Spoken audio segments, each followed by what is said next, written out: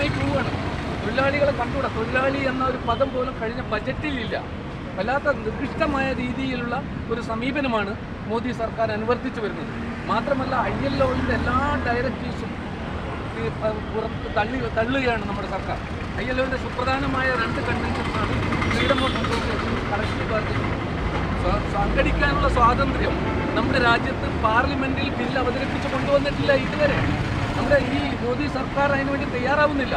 ILO നിരവധി തവണ ആവശ്യപ്പെട്ടാണ്. അതേമാതിരി കൂട്ടായ വിലപേശൽ അതിനും ഈ ഗവൺമെന്റിൽ അംഗീകരിച്ച് ബില്ലായി വരേണ്ട കാര്യമാണ്. ഇത് 2 സുപ്രധാനമായ 2 ILO നിർദ്ദേശങ്ങളാണ്. അങ്ങനെ ILO നിർദ്ദേശിച്ചിരിക്കുന്ന കാര്യങ്ങളാണ് എല്ലാ ലോകരാഷ്ട്രങ്ങളിലും നടപ്പാക്കുന്നത്. അത് മുഴുവനും ഇവിടെ നിരാകരിച്ചിരിക്കുകയാണ്. അപ്പോൾ ഇത് വലിയ സുപ്രധാനമായ ഒരു സംഭവമായാണ് മാറുന്നത്. തൊഴിലാളികൾക്കെതിരായിട്ടുള്ള ഈ ആവശ്യം.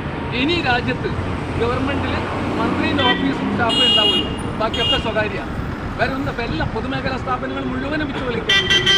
ഏതായാലും ഇന്നത്തെ ഈ യോഗത്തിൽ പങ്കെടുത്ത എല്ലാവരെയും അഭിവാദ്യം ചെയ്തുകൊണ്ട് ഞാൻ അവസാനിപ്പിക്കുന്നു.